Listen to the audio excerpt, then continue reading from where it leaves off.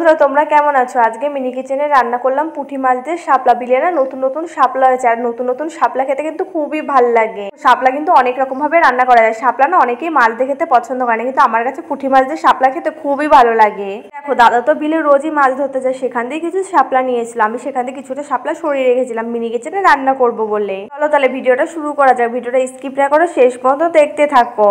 দেখো শাপলা রান্না করার জন্য আমি নিয়ে নিয়েছি কিছুটা কুচি কুচি করে শাপলা, নিয়ে নিয়েছি কিছুটা পুঁটি মাছ, আর নিয়েছি দুটো চেরা কাঁচা লঙ্কা, আর নিয়েছি সঙ্গে কিছুটা রসুন কুচি। দেখো উনুনের জালটা কিন্তু আমি ভালোভাবে ধরিয়ে দিয়েছি, আর উনুনের পরে বসিয়ে দিয়েছি কড়াই। এবার কড়াইতে দিয়ে দিয়েছি পরিমাণ মতো কিছুটা সরষের তেল। এবার কড়াই তেলটা কিছুক্ষণ ভালো করে গরম করে নিতে হবে। এইদিকে কড়াইয়ের তেলটা গরম হতে থাকবে, ততক্ষণ আমি মাছের গায়ে দিয়ে দিচ্ছি পরিমাণ মতো লবণ, আর সঙ্গে দিয়েছি পরিমাণ মতো কিছুটা হলুদ গুঁড়ো। এবার মাছের গায়ে হলুদ গুঁড়োটা খুব ভালো করে মাখিয়ে নেব।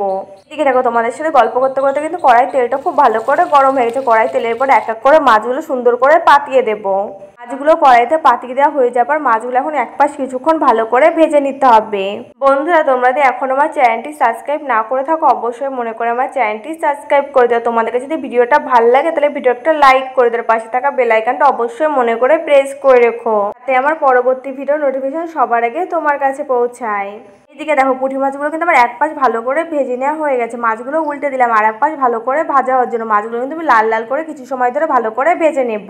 শাপলার ভাজা খেতেও কিন্তু খুব ভালো লাগে। তোমরা শাপলা কিভাবে রান্না করে খাও অবশ্যই কমেন্ট করে কিন্তু আমায় জানিও।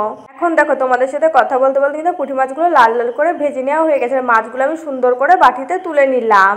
মাছগুলো তুলে নেওয়া হয়ে যাবার কড়াই ওই তেলের ভেতরে দিয়ে দিলাম কিছুটা রসুন কুচি। এবার রসুন কুচিগুলো কিছুক্ষণ ভালো করে ভেজে নিতে হবে। আমি কিন্তু এখানে অনেকটাই রসুন কুচি দিয়েছি। যারা রসুন খেতে খুব একটা পছন্দ করে তারা অল্প পরিমাণে রসুন দিও, কিন্তু আমার কাছে না শাক পাতায় রসুন খেতে খুব ভালো লাগে। শাপলায় তো রসুনের গন্ধটাই খুব ভালো লাগে। তো অনেকেই আছে যারা রসুন খেতে পছন্দ করে না। যারা রসুন খেতে পছন্দ করো না তারা অল্প দিও রসুনটা। আমি রসুনগুলো একটু লাল লাল করে ভেজে নিয়েছি। রসুনগুলো ভালো করে ভেজে নেওয়া হয়ে যাওয়ার পর তার মধ্যে দিয়ে দিয়েছি দুটো চেরা কাঁচা লঙ্কা। কাঁচা লঙ্কা দেওয়া হয়ে যাওয়ার পর রসুন আর কাঁচা লঙ্কাটা খুন্তিতে একটু ভালো করে নাড়াচাড়া করে দিলাম। তারপর তার ভেতরে দিয়ে দিলাম কেটে রাখা শাপলাগুলো। শাপলাটা তেলের পর দেওয়া হয়ে যাবার শাপলাটাও সবকিছুর সঙ্গে কিছুক্ষণ ভালো করে ভেজে নিতে হবে। দেখো শাপলাটাতে খুব ভালো করে ভাজা যায়, তার জন্য শাপলার ভেতরে দিয়ে দেবো পরিমাণ মতন কিছুটা লবণ, তার সঙ্গে দিয়ে দেবো পরিমাণ মতন কিছুটা হলুদ গুঁড়ো।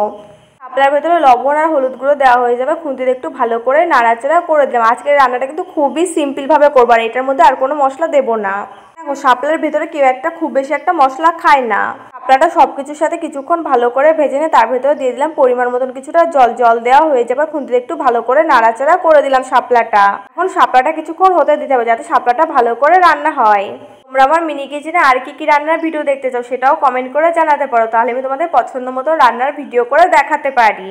কোন পদ্ধতি শাপলাটা কিন্তু ভালো করে ফুটতে শুরু করে যাবে। শাপলার ভেতরে দিয়ে দিলাম ভেজে রাখা মাছগুলো। শাপলার ভেতরে মাছগুলো দেওয়া হয়ে যাওয়ার পর খুন্তিতে একটু ভালো করে নাড়াচাড়া করে দিলাম। এখন শাপলাটা আরো কিছুক্ষণ ভালো করে রান্না করে নেবে। শাপলার ঝোলটা কিন্তু আর একটু শুকিয়ে নেবে, এতটা ঝোল আমি শাপলায় রাখবো না।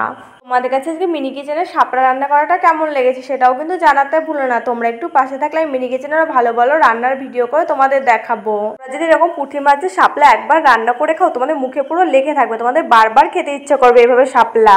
সঙ্গে গরম ভাত হবে আর এক টুকরো লেবু হবে, পুরো খাওয়াটা জমে যাবে। দিনের শাপলা তরকারিটা তো খুবই টেস্টি হয়েছিল খেতে। তোমাদের সাথে কথা বলতে বলতে কিন্তু শাপলার অনেকটাই ঝোল আমি কমিয়ে ফেলেছি, আর এইটুকু ঝোল রাখতে হবে না, হয়তো কি দিয়ে খাবো বলো।